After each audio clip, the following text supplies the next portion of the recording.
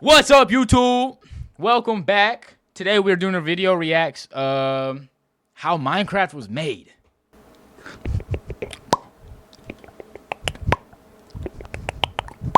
You know what I'm talking about? Diamond pickaxe. Yes, my diamond sword. You know what I'm talking about? Don't mind that night. Yeah, you know what I'm talking about. Come on. You know what I'm talking about. Chicken jacket. All right, I'm done. Flint and steel. Okay, let me chill. Come on.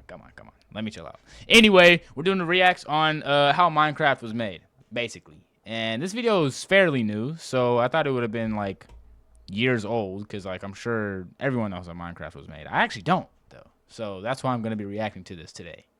So without further ado, everybody, let's hop right into the video. On a normal evening in 2009, a man gets home from work and boots up his computer.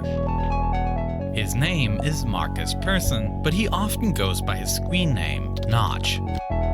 That's sick. Based in Stockholm, Sweden, Persson spends his evenings developing passion projects, fun coding exercises that sometimes end up as completed video games, but more typically become abandoned after a short time. But what he doesn't know is that the file he starts today will change the gaming industry forever and will make him one of the wealthiest Swedes in the world. This is the making of Minecraft. In the very beginning, the game that Persson was creating wasn't called Minecraft. It was called Ruby Dung, based on the two main elements of the game, the Ruby lands and the dungeons.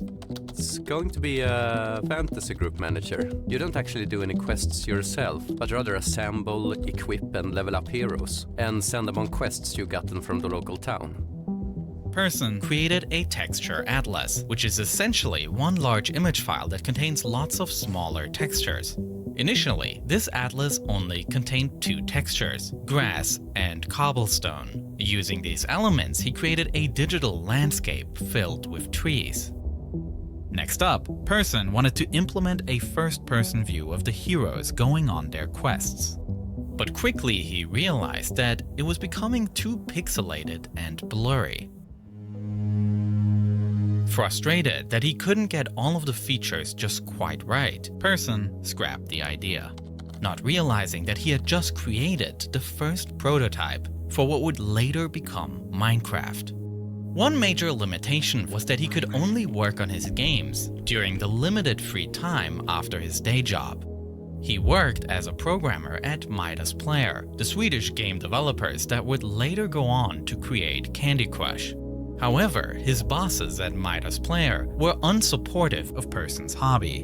And once they discovered that he was making his own games in his free time, they felt that there was a competing interest, and they barred him from continuing making his own games. But Persson couldn't be stopped. Rather than comply, he decided to quit his job in order to continue working on his own passion projects. And he found a new job with the software company J-Album, where he befriended the Bro really switched up on him. J-Album? CEO, Carl Mane.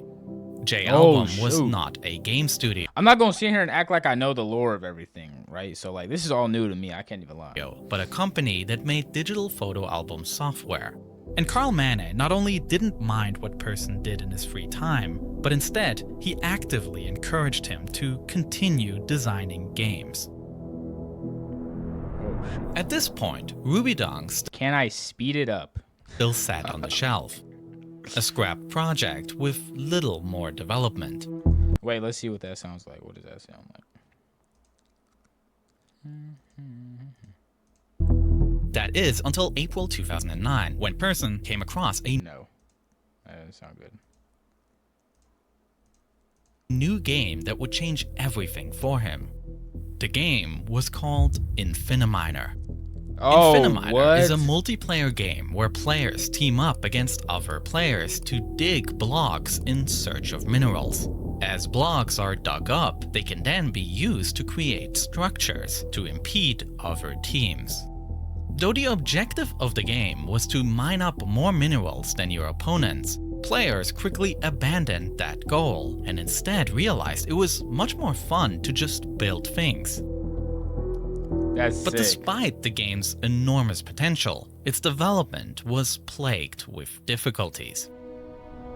Zachary Barv, the original creator of Infiniminer, had intended to create a large network of players, but with the game's code constantly being modified and rewritten, the game soon fragmented its user base as the different versions of the game weren't compatible with each other. Yeah, Frustrated, Barv decided to abandon the project as a whole, and the game's code became open source. What? The first time Person tried Infiniminer, he immediately had an epiphany that this was the game he wanted to do. And he had lots of ideas of how he could make it better. He sat back down with the previously abandoned Rubydong and got to work tweaking it into the new vision he had in his head. Reusing his existing textures, Person took a full weekend to rework some of the coding and art style. He called his creation Cave Game, and with just a little more work, it moved from just a test to a working prototype.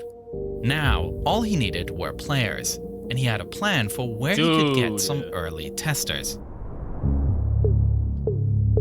Bro, imagine being a test player for Minecraft. Oh my gosh, that would be crazy. Imagine you were one of the test players for Minecraft. And now it is what it is today. Chicken jockey. All right, anyway, that would be crazy. Shout out Jack Black. Just a few weeks prior, Person joined an online indie game forum called TIG Source. Here, developers can receive feedback from other developers on games they are creating. Person began discussing with others in the community, who quickly suggested a new name for the project. Minecraft, Order of the Stone, named for the two actions you could do in the game, mining and crafting, though Person would later drop the subtitle from the name. He then decided that this forum would be the best place to start getting early players and have some immediate feedback for how he could continue developing the game. And so, on May 17, 2009, he shared the first link that would allow others in the forum to begin playtesting the game. Bro, that's crazy. Minecraft. It's an alpha version, so there might be some crashes. Just 12 minutes after he posted the link, the first person provides feedback. Oh, hell, that's pretty cool.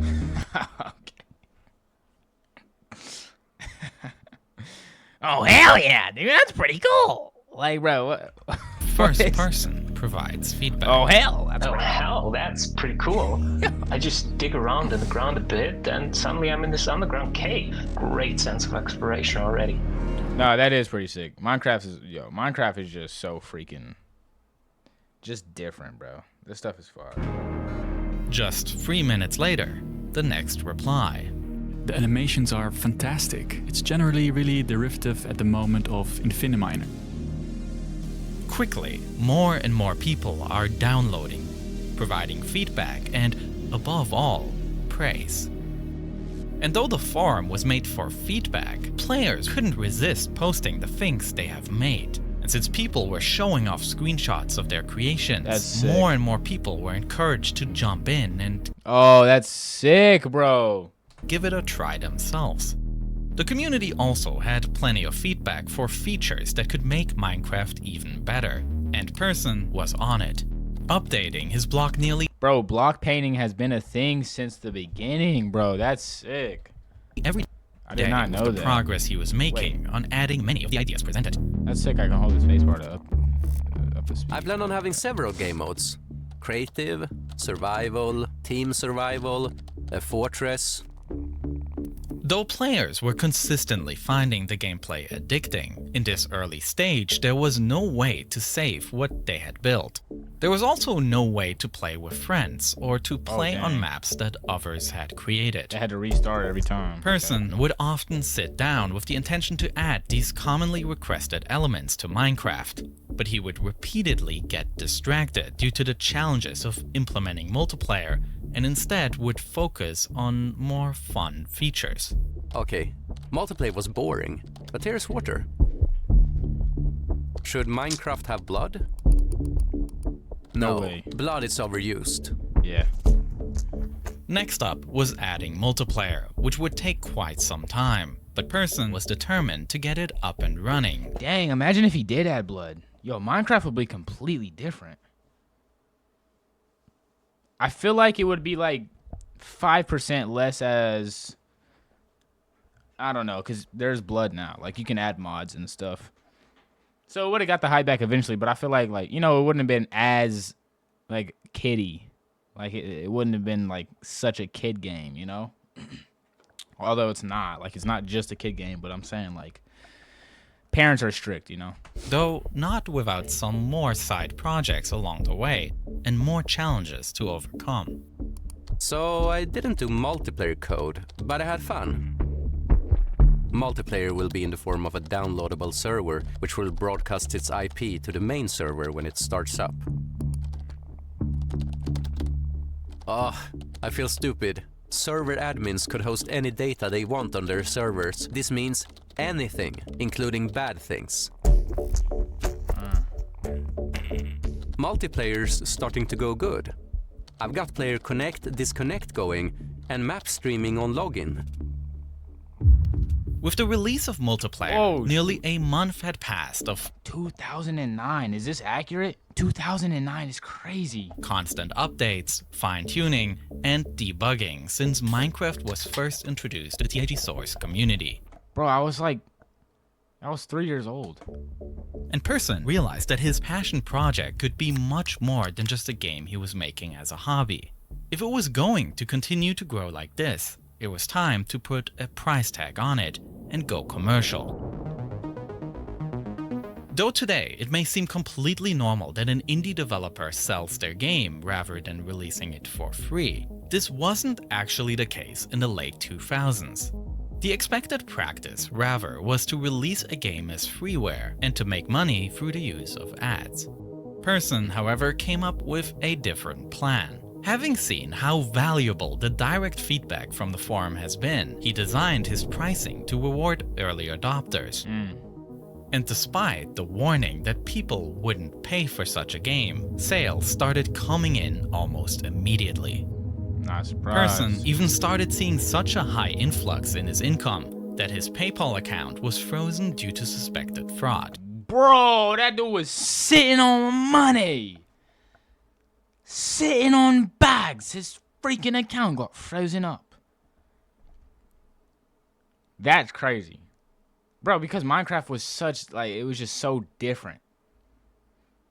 Before that, they had, I guess, the freaking the Minifier or something. And that was about it. Because that was released to the public. Did you not say that? Dang, bro. Yeah, Minecraft was so different. Like, it was expected. It was bound to blow up.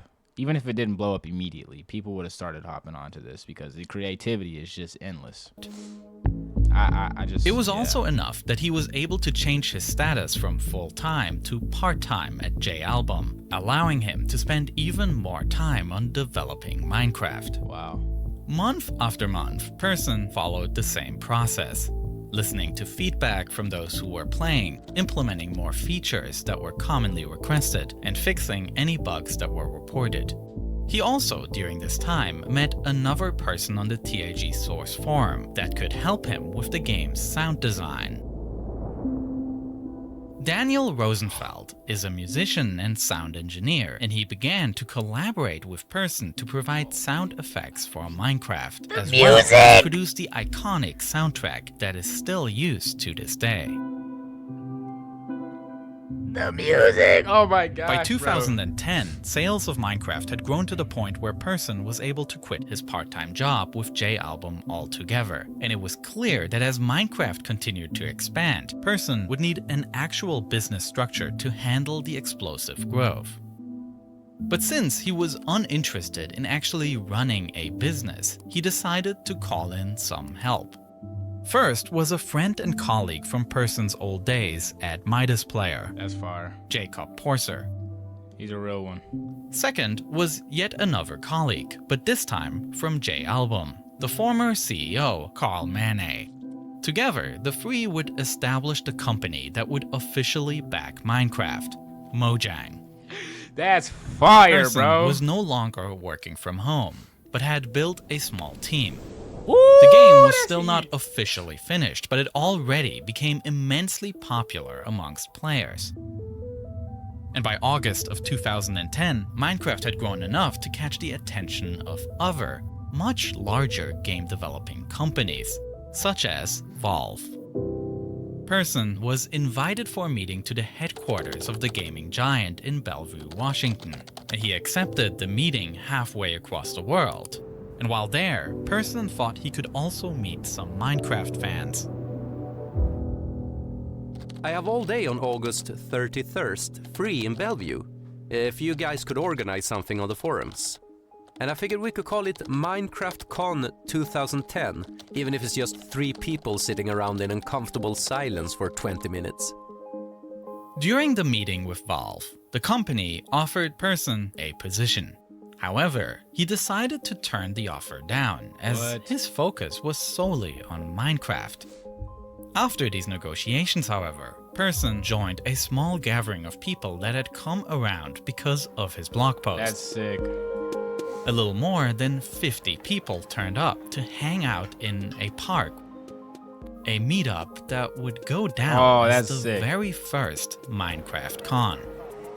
And this spontaneous event would give the Mojang team an idea. By the end of 2010, Minecraft had reached over 700,000 sales at the end of 2010, bro. 700,000 sales. And yet, by this point, Minecraft was still technically not a finished game. It was still in its beta phase, but Oh my Mojang's goodness. development team was close to finishing the actual release. Has any other game came close to like Minecraft like this? Like without being like, because it's still technically not finished, like beta, it's still beta. Yeah, it's the beta. I wonder if, I don't know. Hold on. With so much hype already built around the game, Mojang knew they needed some fanfare to go along with the game's launch. And in November 2011, they decided to host an official Minecon. That's sick. This time, instead of an impromptu gathering of 50 people, it would be a sold-out organized Wow. event with 4,500 attendees. And in quintessential early 2010s fashion, this Minecraft convention had a party DJ'd by deadmau5. All of this Oh my would be gosh, leading up that to is the grand hype. finale of Minecon 2011, the official release of the game. Woo! As the Mojang team gathered on stage, Person would stand by a large blocky lever, and with one pull, Minecraft was officially launched as a finished project. That is insane. Now look. Even though the game Now I get like at least. Have I seen the movie yet? Not yet. I heard it's good. I heard it's bad. I don't know. I've gotten a lot of mixed like info from it. But regardless, now I'm getting like what? 5 to 6 videos of like this right here. Just like building tutorials and what to do, like fun things you can build in Minecraft. You know, it's crazy. It's crazy how far Minecraft has come. Like flint and steel. Like all right, like was now finished, the team would continue working on it, releasing updates and adding new features, even until today. But for Person himself, it was the end of a chapter. After 2 years of continuous work on Minecraft, he was ready to move on to other projects seen it this in order weekend, to that's get far. back to what he loved doing most, coding. And so, just 2 weeks after Minecraft's official release, Person decided to step down from his position as lead developer of Minecraft. what? With Jens Bergensten now at its helm, Minecraft continued to flourish. But Person didn't get the rest he was hoping for. Still perceived as the maker of Minecraft, players continued to send any issues they encountered to him, and he was Dang. flooded by complaints. For a long time, he would attempt to ignore the negative feedback that he could do nothing about, until it finally came to a head in 2014. As the popularity of Minecraft continued exploding, an inevitable feature from players began to emerge: pay to win. Mojang has always allowed public servers to be created so that players around the world can play the same map together. However, this opened the door for some to take advantage and create servers where players have to spend money to gain an advantage. These pay-to-win services violated the end-user license agreement of Minecraft, which is why, in a controversial move, Mojang began to crack down on these servers and gave them a deadline to either adapt or to shut down. Following this statement by Mojang, there was immense negative feedback. And though Persson was no longer working on Minecraft, he still received the bulk of the criticism. In frustration, he sent out a tweet on June 17, 2014 that would change the direction of Mojang forever. Anyone want to buy my share of Mojang so I can move on with my life? Getting hate for trying to do the right thing is not my gig. Damn. The very next day, Mane began fielding calls from companies that wanted to know if Persson was serious, including studio giants EA, Activision, and Microsoft. And after giving it a thought, Persson realized he actually was serious about selling Mojang so that he could finally distance himself completely. And after several rounds of negotiations, a deal was struck. Mojang has confirmed it's being sold to Microsoft for $2.5 billion. The deal with Microsoft meant that the Mojang founders, Persson, Mane, and Porser, would step away completely, whereas all of their employees would be barred from layoffs. The Microsoft deal was worth a staggering $2.5 billion. And as the major billion dollars, dude. shareholder of Mojang, Persson had become a billionaire overnight.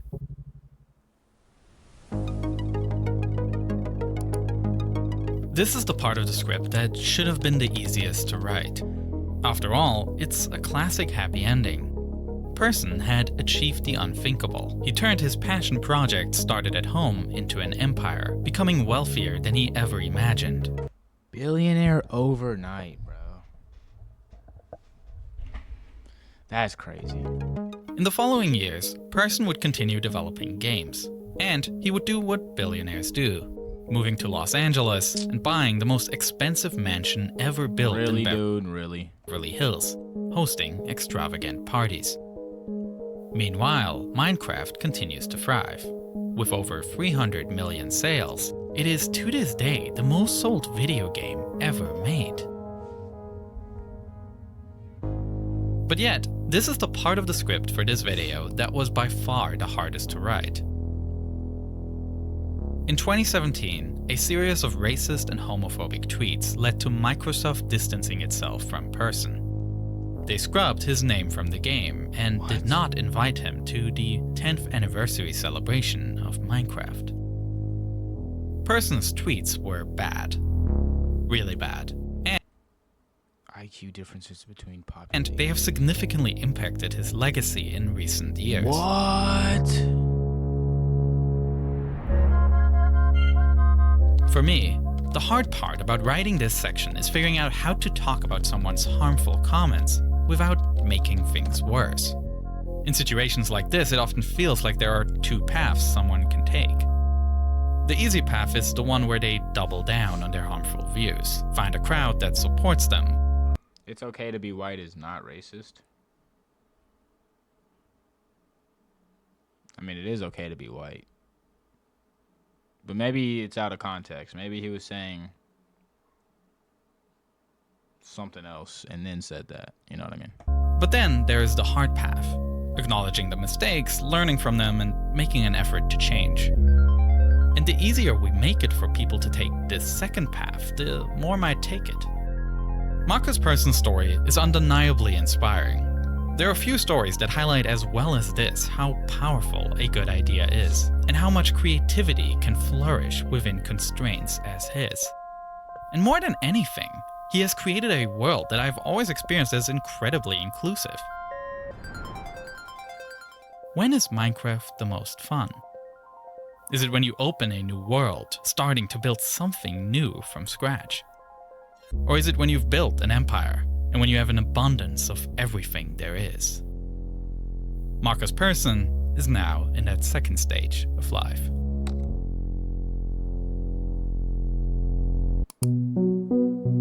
When I first started this channel, I never could have imagined it would lead to making videos like this. That's how Minecraft was made.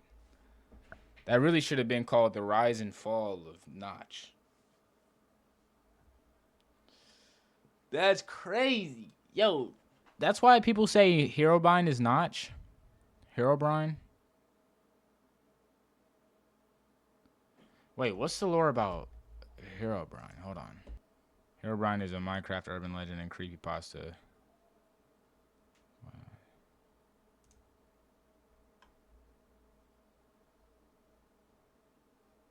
Wait, in numerous iterations, Herobrine has possessed several different unnatural abilities.